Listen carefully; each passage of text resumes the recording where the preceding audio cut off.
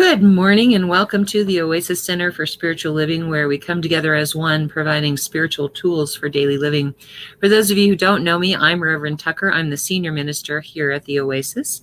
And I have this great team that God lets me manage. So I want to introduce them really quick. This is my, wrong one. This is my trusty assistant, Faith. She's been my assistant since she was born. She used to sit on the podium when I did announcements and then did affirmation cards at the end. And now she's 17 and my official assistant. And she does all the stuff in the background. So when you say hi, good morning, hello, however you wish to greet us, she's the one that answers you. But she knows me as well as I know myself. I always go back and look later to see if there's anything I need to further comment on. But usually Faith is right on. Also, Faith is our soloist. So thank you so much for being here, sweetie. All right. And then we have the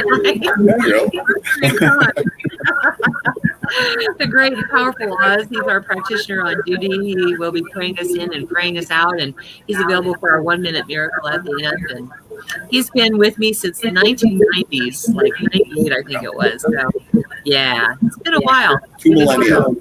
Yeah. So thank you for being here. I'm so blessed to have you. And for those of you here, we're blessed to have you as well. I know there's 1,000 things you could be doing on a Sunday morning, and we're glad you're here with us. And so today's topic is living the dream. That's all I'm going to say right now.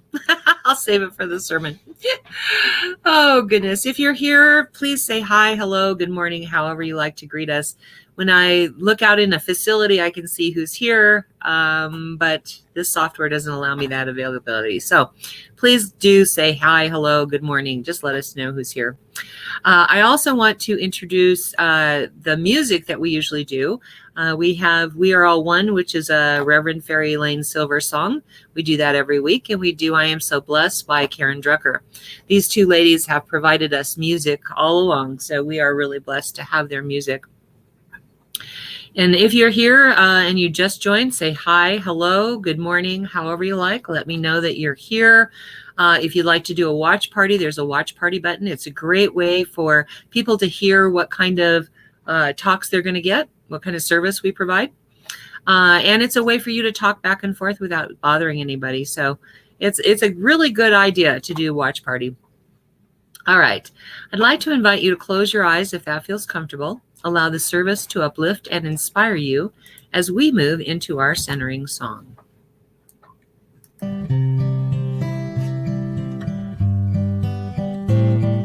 Surely the presence of God is in this place. I can feel the mighty power and the grace. I can feel the rush of angels' wings. I see glory on each face. Surely the presence of God is in this place.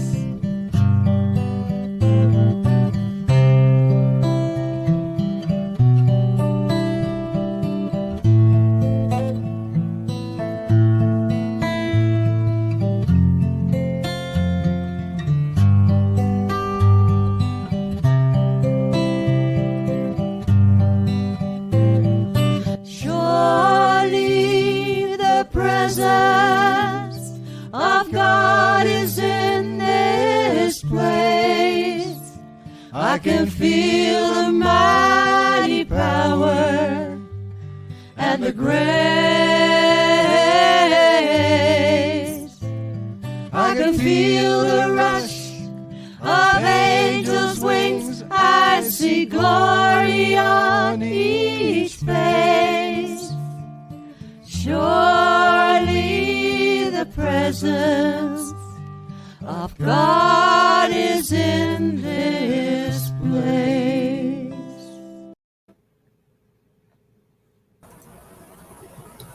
The presence of God, right here, right now, for God is ever present, all times, all spaces. It is the one living presence that animates all life, all existence. From the smallest atom to the largest galaxy, God's presence permeates all things. It is all things, and it animates all things, all possibilities, potentials, possibilities, and probabilities, all encompassed in that one great being that we call God. I know that God is here right now, wherever you are, whenever you are. And I allow its presence to unfold in your being just as it does in all things. And I accept the blessings in your name, and I let it be so, and so it is. And so it is. Thank you, Oz. Oops. Oh, finger technology challenges today. This next song is the We Are All One that I was talking about from Reverend Fairy Elaine Silver. If you know the words, sing it along, sing it loud, and sing it proud, because you can't bother anybody.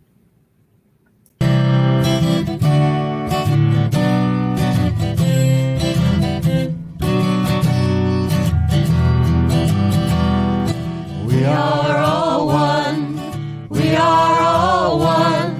We are all one in it. I hear it and know it, my being.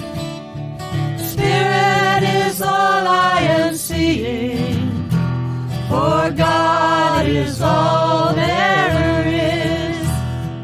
Grateful am I to be living, open to what I receive, honoring what I've been given, sharing now what I believe. I remember the oneness around me.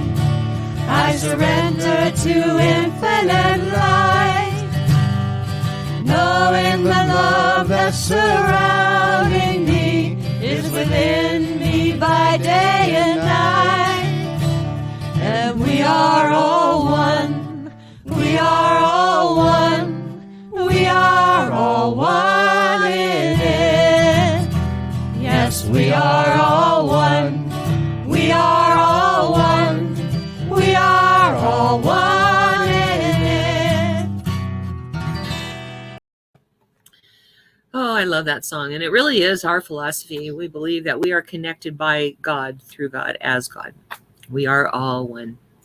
All right. So without further ado, since we're talking about living the dream, Faith has a special song just for you.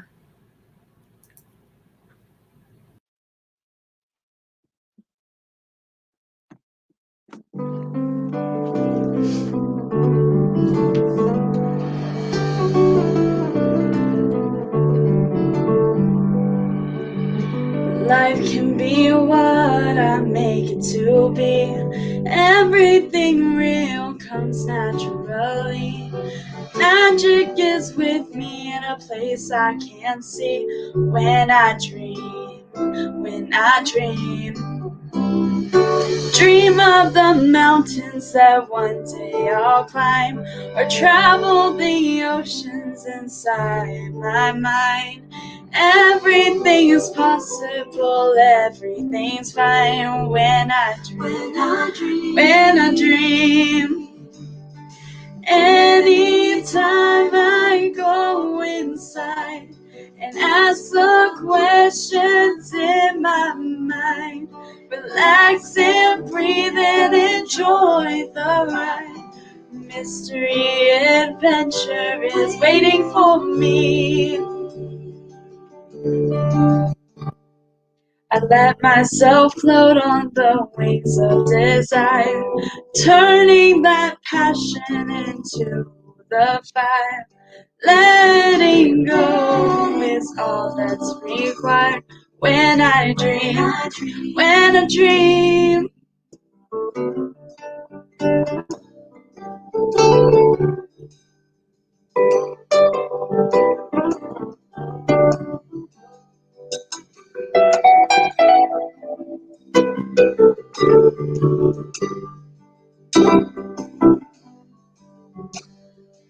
Anytime I ask the questions in my mind. Relax and breathe and enjoy the ride. Mystery adventure is waiting for me. I let myself float on the wings of desire, turning that feeling of passion to fire. Letting go is all that's required when I dream, when I dream, when I dream. La la la la la la la la la la la la. La la la la la la la la la la la la la la la. When I dream, la la la la la la la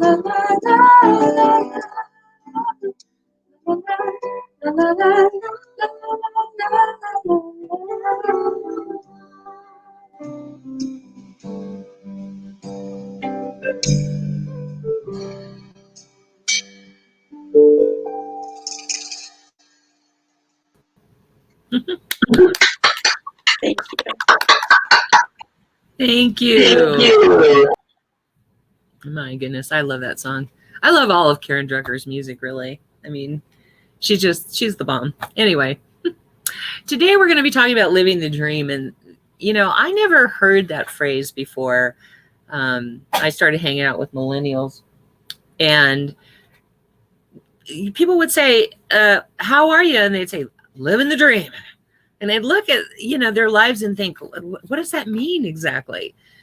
So many of them are doing so many risky things, like living the dream. What could that mean? Like, and one day I heard an older gentleman, cowboy, say it. And so I asked him, I said, what does that mean exactly, living the dream? And he said, well, I look at it this way. I am living the dream when I am living my life to the fullest, the way I want to live my life, and nobody tells me anything else.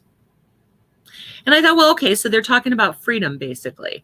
When you ask millennials that, they tell you that, it's the establishment can't tell them what to do. And so that boils down to freedom as well. And but the phrase has always intrigued me. And then I started listening to this meditation series, and the person in the meditation was talking about how life is really a dream, and that everything that we're experiencing is part of that dream. And all we have to do is basically conscious dream and be able to create a different reality. So I started looking into dreams and why we'd want to live a dream, so to speak. And I realized, like, dream interpretation, for example, this meditation says, in the dream, everybody represents an aspect of yourself that you maybe cannot express in your reality, your physical reality. And so you dream that person as an aspect of yourself so that you can understand what that aspect of yourself is trying to say to you. So when I started doing work into dreams, everybody has these dream interpretation books now. And when I went back and started looking, the Egyptians had this dream practice where they would go into the temple, and usually the leaders would go into the temple, and they'd be given something to help them sleep, and they would lay there and they would sleep and they would dream. And the idea was they would put a little note on a piece of linen as to which god they were trying to contact in their dream, so that the god could communicate with them directly. And at the end of their dream, the dream interpreter would come in and tell them what that meant. And they used those dreams to figure out what's going to happen in the future for their people, for themselves. They used those dreams as an indicator of who they were and what they needed to, for themselves. And they had dream interpretation books. Isn't that interesting? So the first dream interpretation books were actually Egyptian. And when you talk about dream interpretation, all of the books say that, you know, everything that you dream is an aspect of yourself trying to present itself so that you can do some healing. Now, the Native Americans do vision questing for very similar reasons. You go out into the wilderness and you sit in meditation and you await a vision from the gods. And in this vision, you are given information about healing yourself or healing the tribe or healing, you know, someone else. You are given information about who your spirit guides are. You're given information about who your allies are. And in all of that, when you really look at it, it's the same thing. The aspect of yourself that you're calling in is what is presented to you. And if you are willing to understand that, if you're willing to look deeper into it, you will see that there's an aspect of yourself that is being presented to you in that vision quest that is informational for you to understand what part of yourself needed to be healed. At least that was my experience in my vision quest. But anyway, when you think about everything being a dream, that life is actually a dream, everything that I experience is my creation. Everything I see that I've created, everything I am, I created. Everyone in my life, I create. There's like a single field of energy that connects everything. It connects everything that I experience, and it connects to everyone in my realm, in my world. Now, I know some of you are going to have a visceral reaction to that because there are times when people say things that trigger me, upset me, make me feel discomfort. But those are the people that have showed up to play a part that I assigned them in my own personal story. And that illusion will persist until I tend to acknowledge my path and what those people represent to me. You've heard the master teacher thing, right? The people that come into your life and teach you really severe life lessons, those are your master teachers. And for a long time, I would be very angry at them because I was not understanding that they were there to teach me about myself. And once I learned that, it was a lot easier to understand why they did the things they did and not take it personally and really not attack them for the information that they gave me. Master teachers can be devastating if you aren't understanding them. So those people are there because I have a story and I have asked them to play a part in my story, not consciously. Please understand, I'm not saying that I walk up to somebody and say, hey, would you abuse me, please? Because I really need to heal that part of myself. And also understand that if you're in an abusive relationship, get out, and then you can look at all of that. But in the meantime, the only reason that someone or something enters and remains in my experience of reality is because I have a storyline that they fit into. And correcting the storyline is really how we change our dreams into reality that is a reality we like. It's all based on separating myself from the circumstances, because every story I have ever told is based on my subconscious conditioning. Remember a few weeks back, I talked about the subjective mind being a computer. And everything that happens to us or happens in our world, nothing really happens to us, I shouldn't say it that way. Everything that I experience in my world and every reaction I've ever had to those experiences is saved in this like hard drive in my subjective mind. And so when I come up against the exact same circumstance or even a similar circumstance, I automatically react a certain way to it. I react in the way that I have reacted in the past. And so I get into this loop and I tell this story over and over and over again based on all of that stuff that's in that subjective mind. And all we need to do to change that story is to change our subjective mind. Now that sounds easy. It's very simple, but it is not easy. It's about looking at our beliefs and understanding what it is that I believe about myself and about my world, that I have brought these things into my reality, brought these things into my dream, so to speak. For instance, if my story is about financial scarcity, that fear cryogenically freezes my experience of reality, and I'm stuck in time experiencing lack and limitation. So I need to start looking at, what do I believe about money? What do I believe about myself? What do I believe about my world or my reality? Stop it, you guys. In terms of money, you know, if you believe money is evil, like, you know, people get that wrong. Somehow or other, they've interpreted what they see in the Bible as money is evil. It is the pursuit of money above all else, or greed, that is actually the evil thing, not money itself. Money is just paper. Where does paper come from? Trees. Where do trees grow? In the garden. And so money grows on trees. So money itself cannot be inherently evil. When you look at what was actually trying to be transmitted through all of that, what you find is that it was putting money above your relationship with God, putting money above your relationship with your loved ones, putting money above all else, that made it the evil thing. I don't personally believe in evil. I think there can't be a force for good and a force for evil in this world, because they would cancel each other out if they were equally powerful. And if one was more powerful than the other, for instance, if evil was more powerful than God or than good, then there would be no good in the universe, right? And I know there's good in the universe. So what I can only assume is that there's only good in the universe. And evil is one of those things where people have bad intentions. Let's just put it that way. Bad intentions. And we have coined that phrase as evil. It's not necessarily evil. It's just what they choose to do with it that appears to be evil. Okay.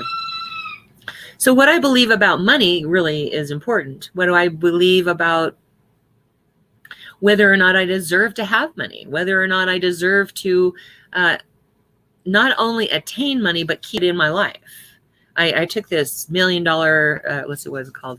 Millionaire Mind workshop one time.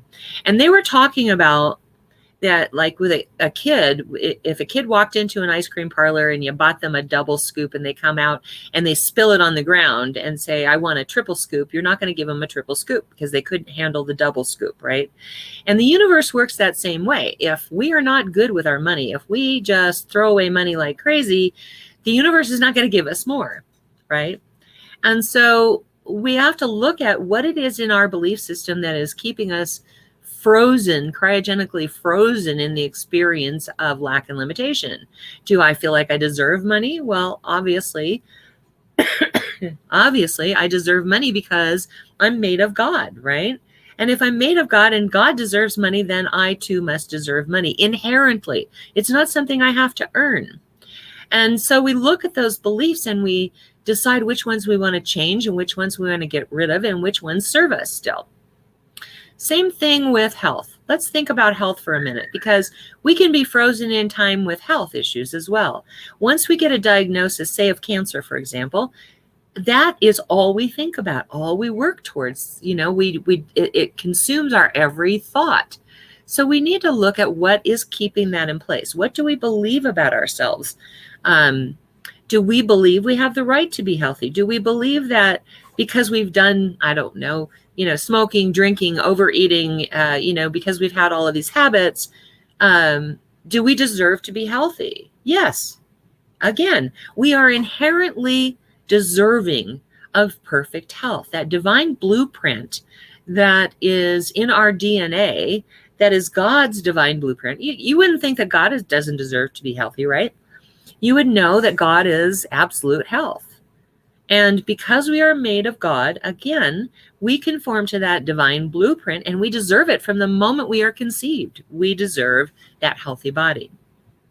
And I have this book about cancer that I've had for, like 30 years maybe, that the name of the title really says it. And that is, it's not what you're eating, but what's eating you. Now, yes, they are talking about cancer, but I'm also thinking in terms of like overweight, right? It's not what I'm eating. It's what is eating me. So what is going on in the inside of me that is keeping me from experiencing the divine blueprint of my perfect weight, right? It's not about what I'm eating, what I'm smoking, what I'm drinking, what I'm, exercising or not. It's not about that. It's all about the inner picture of what we experience as our deservingness or our ability to maintain a healthy body. And so in the dream, in the dream about myself, I have been dreaming that I don't deserve perfect health. I have been dreaming that I don't deserve to be the perfect weight. I am dreaming that somehow my perfect weight or my perfect health is not attainable to me. So we need to change those beliefs so that our outer reality, our physical reality, now displays that inner realm of the divine blueprint, for example, of perfect health. Same thing with love. I mean, love is such an interesting thing because we have all these interpretations of what we think love ought to be. If you've ever had a dream about the perfect relationship, you'll know exactly what I'm talking about. Or if you've ever had the expectation of your spouse to provide something for you and they don't provide it, how upset we get. And usually it's the case that it's uncommunicated, right? What's wrong? I don't know. If you don't know, I'm not going to tell you, that kind of thing. They're not mind readers. They can't read that. And we don't come with a manual. We don't come with a manual that says this is how you love me. And we have books out there like, what is it called? The love, what is it called? The love languages. We have books out there that help us understand what someone's love language is so that we can better understand someone else. But we can't count on everybody reading those books, right? So instead of focusing and being totally dependent on other people for that goodness, for that feeling of love, we're going to start focusing on the God within us, providing that love to us. Because the experience of love itself is really God enacting in our world all these, we draw people into our life, for example, that don't love us so that we can see that we don't love ourselves. Those master teachers are wonderful at that. Where is it that I don't love myself? Where is it that I don't nurture myself? Where is it that I leave myself in a lurch, so to speak? If you're like me, I put out a lot of energy for other people. And underneath all of it was always the expectation that they would put out that same energy for me. And that isn't always the way it happens, you see. Just because I put love out there, just because I put money out there, just because I put support out there, does not necessarily mean that that person themselves is going to give that back to me. What I do know is that the law of attraction, the law of manifestation works. I know that what I put out there, I receive back, not from that person. That's not the way that works.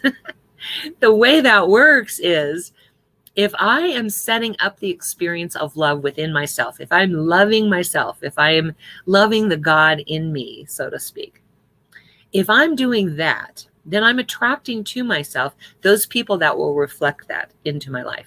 If I'm not loving myself, if I'm not giving myself that, I'm going to attract people into my life that are going to give me the opposite of that. But the other part of that is that when I begin to count on God instead of counting on other people, if I count on the God within me to provide that love for me, then I am not expecting that other person to provide it. Because like I said, that isn't how it works. Karma doesn't like, I do this to you, you do that to me. That's not how karma works. How karma works is that I put out there what I want, and I focus on that inward journey of God.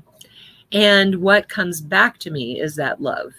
Now, if I do somebody wrong, yeah, it's going to come back to me. It may not come back to me from that very person, but it will come back to me. And I'm not, superstitious in the way that I live my life. I don't want to live my life afraid of repercussions. I don't want to live my life for the sole purpose of getting into heaven. First of all, we don't teach about heaven and hell because we don't know what the reality of that world is after we go. We don't necessarily believe in heaven and hell. We believe heaven and hell exist here on earth that are manifestations of how we live our life. I would rather live my life in such a way that other people would want to know my God. And please understand, when I say God, that's my word. You can use whatever word you want. If you want to use universe or spirit or great spirit or Allah or whatever word you connect with, that's fine. I use the word God because that's the word that I connect with. But I know that God always works. The law always works. Spiritual laws always work. I may not get to see it, you know. When someone does me wrong, song. When someone does me supposedly wrong, I know that it works, and we don't always get to see that it works, but it does work. And so I just place my faith in the law of God, knowing that what goes around comes around. I'm very clear that what goes around comes around. So I stop looking at that person and judging them as wrong or bad or evil, because they're just playing a part in the play that I have designed my story. I also know that we reap what we sow. So anytime those thoughts come up, like I need to get back at that person, I immediately say, nope, God has this. The law always works. And I just let it go. And then I work on my relationship with God. I do the meditation and the treatments. The spiritual mind treatment is our form of prayer, because we are treating our consciousness to be more in alignment with God, the way God sees and hears and experiences the world. And so I cultivate that relationship with God, knowing that that is the true source of the love and support and guidance that I need, and not other people, because you can't count on other people. We have free will here in the world. We were born with free will. And because we have free will, we can do pretty much whatever we want, unfortunately. Sometimes that's not very good, but it's okay, because knowing that I have the choice to do or not do something is the freedom that people who say living the dream are talking about.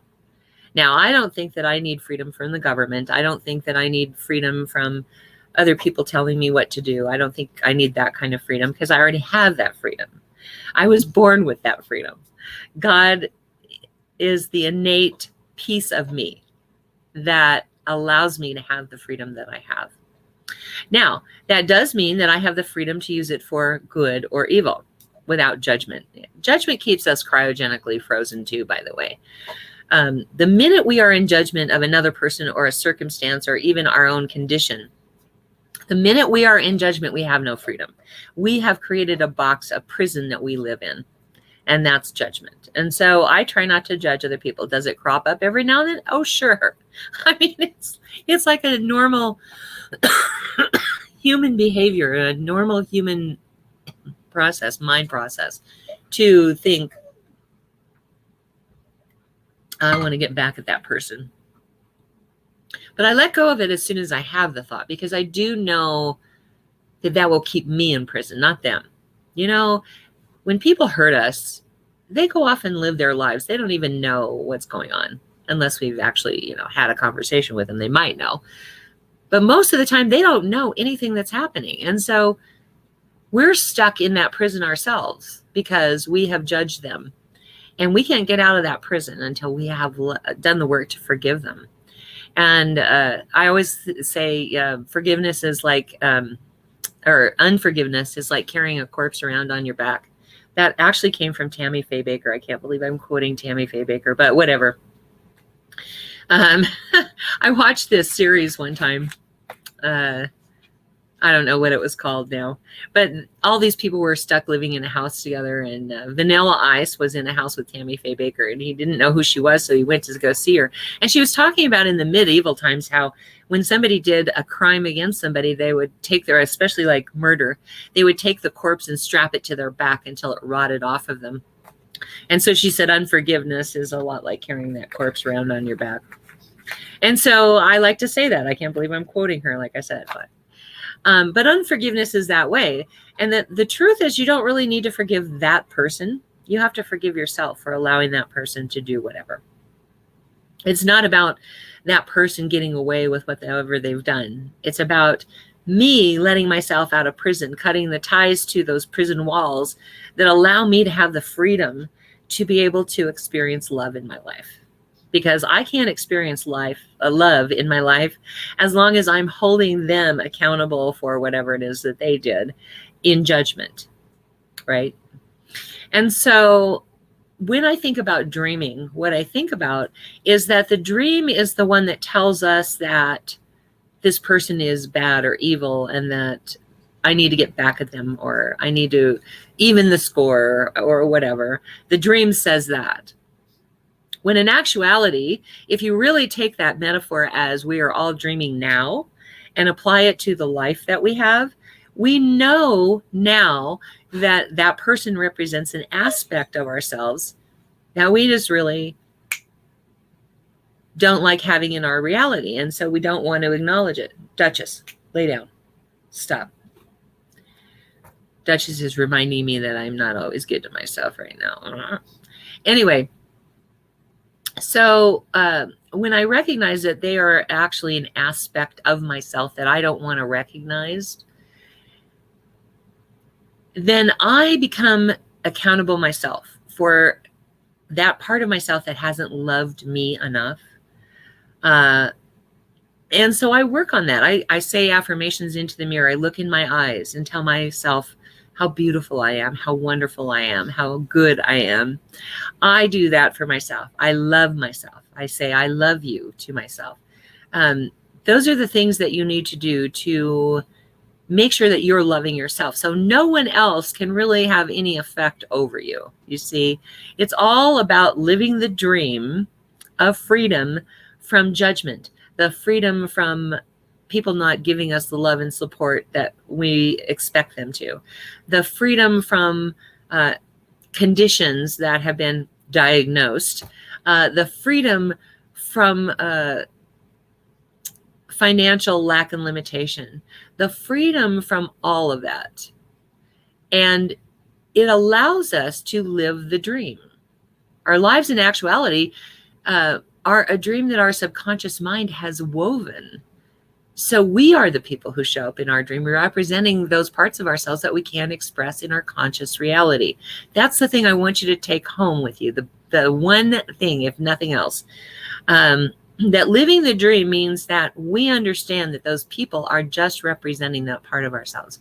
And anything that has been created can be uncreated, and something better can be created to take its place. That's the power of what we teach. If I have created my world and I don't like something that I see in my world, if I've created that world, if I can allow myself to believe that I created that world, then I have the power to uncreate it and create something better in its place. People will say, well, I'm not responsible for this, that, or the other thing. That's other people. No, if it's in your awareness, it's yours. Otherwise, it wouldn't bother you. You see, that's the key to this, is that if I look out into the world and I see things and I notice them, then there is a part of me that's connected to that experience. And if there's a part of me that's connected to that experience and I have a reaction, it's because there is some part of me that either, Duchess, no, that either believes that I am, that part of me is a bad thing, or I'm afraid that I might be actually that person, you see. And reality, it's so funny. I had these kids that grew up in my congregation, and one was 11 and the other was like 13. And they fought and fought and fought and fought and fought. And their mom finally said, can you please talk to them? So I sat in a room with them and, I would say, okay, tell me what she did that pisses you off. And he would tell me, and I'd say, okay, what part of yourself believes that that's who you are? He just looked at me like, what?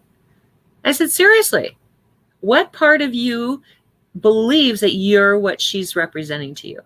And he came up with the answer. And then I said to her, so tell me what is bothering you that he does? And she told me, and then I said, what part of you believes that that's true about you? And she came up with it. Because the reality is, when we do that, we can then heal the relationships that we have, not only with others, but with ourselves. And if those people choose not to heal, if those people choose not to change in any way, you can't change another person. We have free will. So if they choose not to heal, then they usually go away. they find somewhere else to go. And sometimes it takes us telling them, it's time for you to go. If you can't treat me the way I deserve to be treated, then you need to go. So I want you to think about that this coming week as things present themselves to you, people present themselves to you.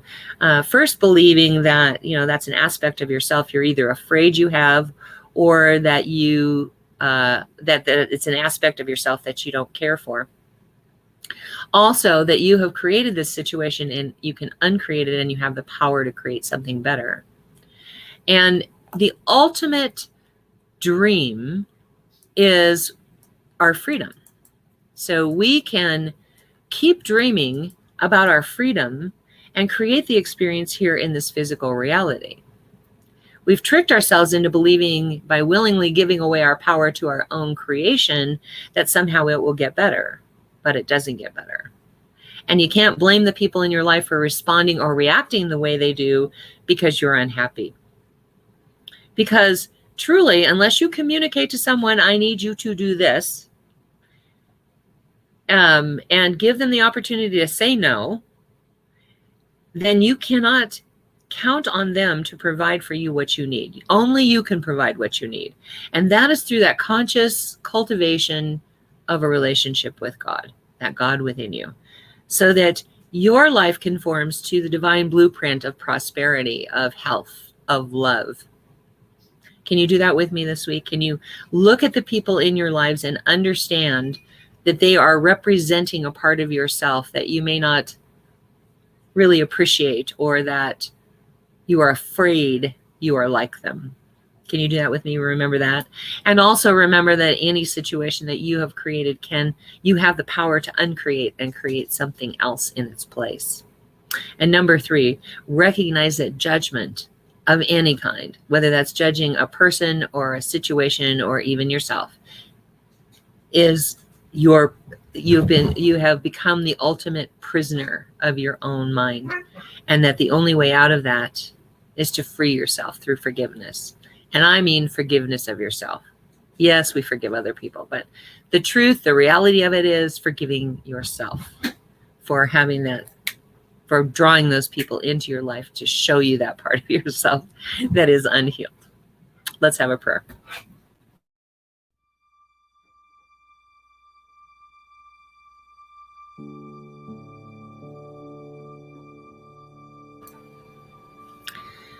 Right now, I just move my awareness to the infinite power, the infinite presence, the infinite life of God. To that all-knowing, all ever-present, all-consuming presence of God that is in and through all of life. It is all there ever has been, all there ever will be, and all there is right now.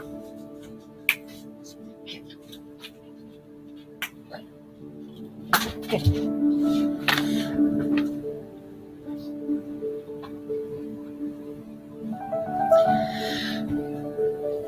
In the knowingness of that being all there is, that is where I find myself.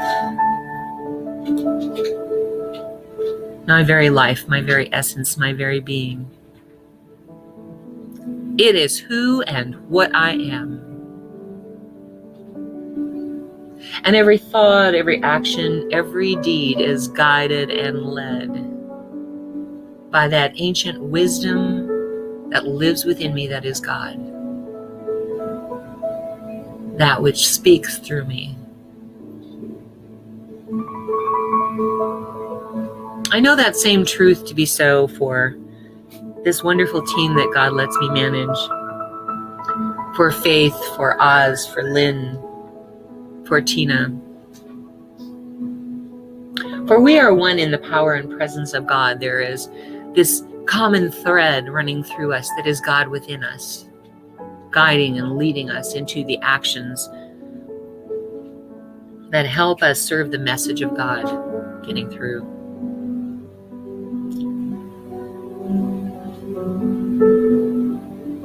I know the same truth to be so for every person viewing this, whether that be in real time or later on. For there is no place where one leaves off and the other begins. There is only God operating through us. We are all one. Mitakuye Oyasin. And so through this awareness, I bless this coming week, because I do know that every experience that we have this week leads us to the guidance, the wisdom, that everyone that shows up, every condition that shows up in our lives is an aspect of ourselves. And that no matter what we consume, no matter what we go to the doctor for and are told we have, none of that is as important as that divine knowingness within us that God is more powerful than any of that.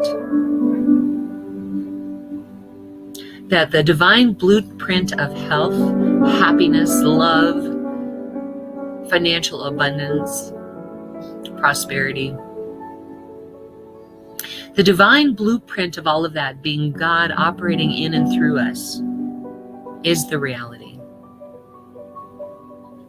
So we live the dream of freedom this week, allowing everything to be turned back into the power of God. We surrender that to God here and now. I know that same truth to be so for every name that is in the ministry of prayer this week, because I do know that the power and presence of God is absolutely more powerful than any condition we could be experiencing. So I pull back that veil right now. I accept it and receive it in their name. I call it good and very good. And I give thanks for it here and now. My heart just fills with gratitude as I let this be so. And so it is.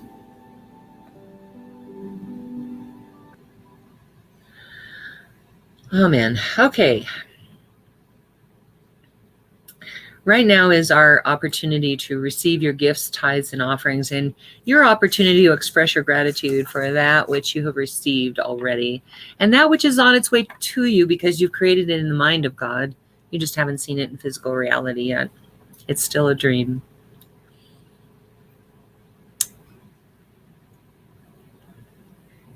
I know that there are times when we think, I can't give that. I don't have that to give. But I want you to remember that you're setting that up in your reality by what you believe.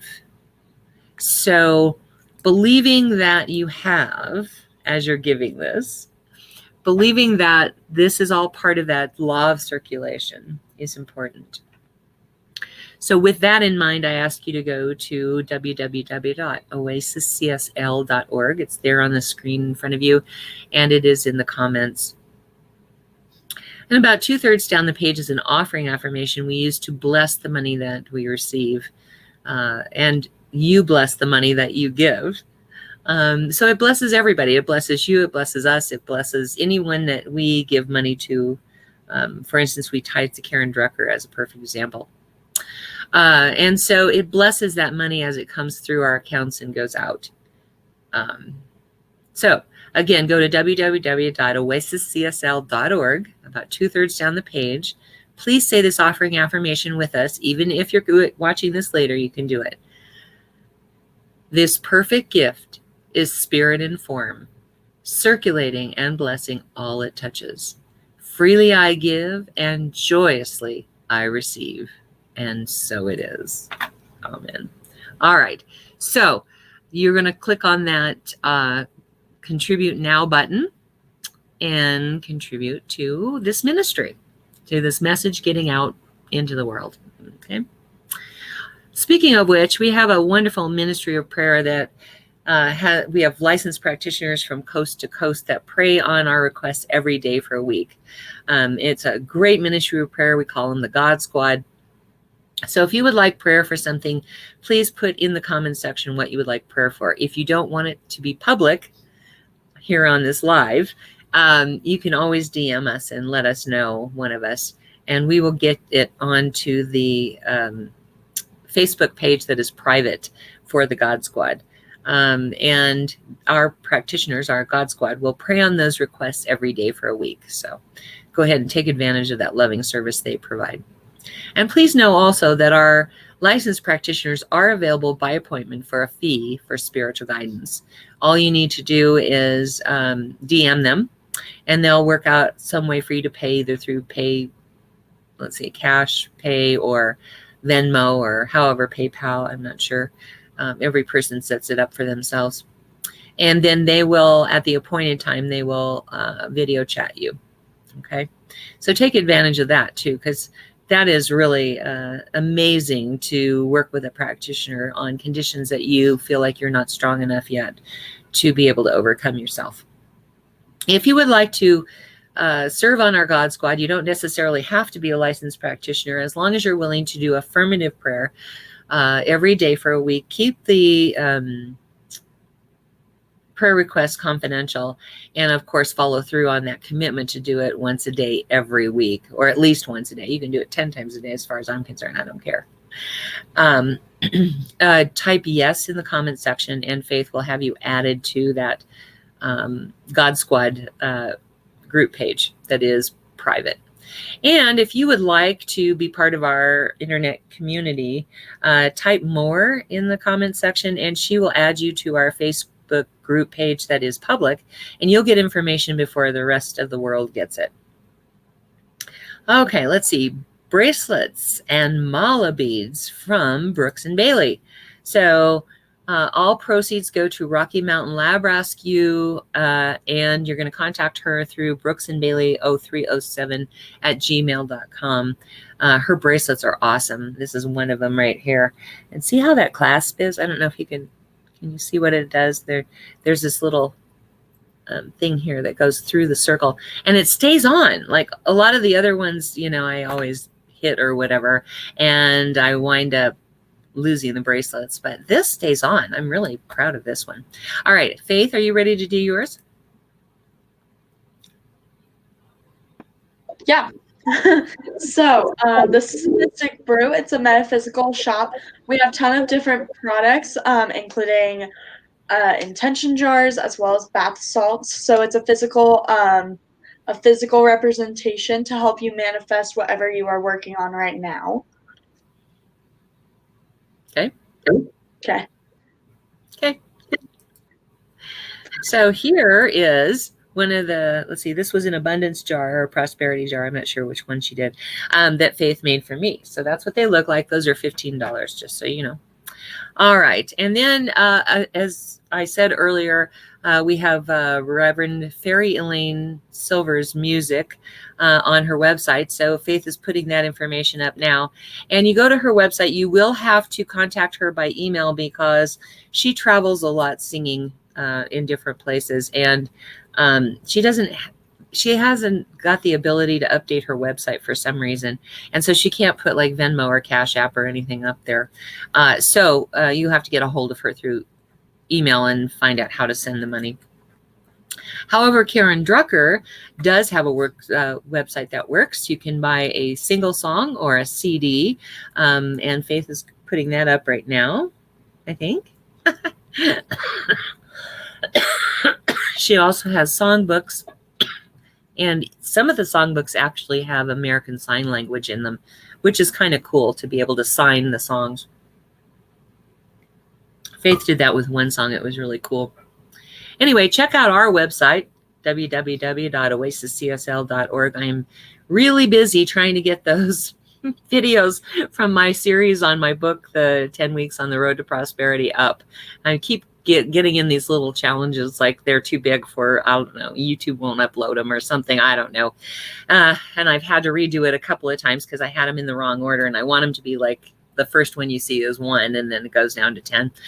And So you can get through to us through our website, oasiscsl.org, through YouTube, or through SoundCloud. SoundCloud, we have all of the older audio files, as well as on our website. On our website, we have the current video ones, most of them now.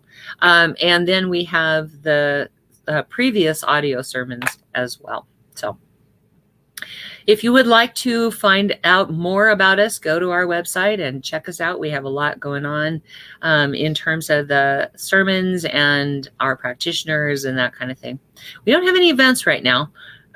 We've tried to offer classes a couple times, haven't had any luck getting any students. So we're not offering anything during the summer because most people are pretty busy outdoors during the summer. But we will be offering those in the fall. So be looking for that on our website. And also be looking for it on our page, our Facebook page, a group page that is public. I can't. I've used all my words. That's it. We're done. I don't have any more words. Okay. So let's move into our closing song. If you know the words, sing it loud and sing it proud. It's a great meme to have in your mind. And again, it blesses your life.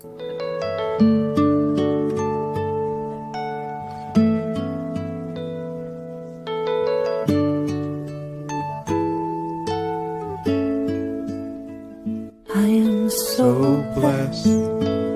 I am so blessed. I am so grateful for all that I have. I am so blessed. I am so blessed. I am so grateful. I am so blessed. I am so blessed. I am so blessed. I am so grateful for all that I have. I am so blessed. I am so blessed. I am so grateful. I am so blessed. I am so blessed. I am so blessed. I am so grateful for all that I have. I am so blessed. I am so blessed. I am so grateful. I am so blessed. I am so blessed. I am so blessed.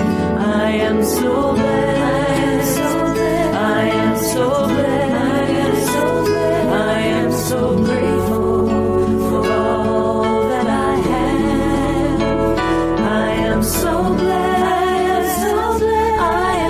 I am so blessed.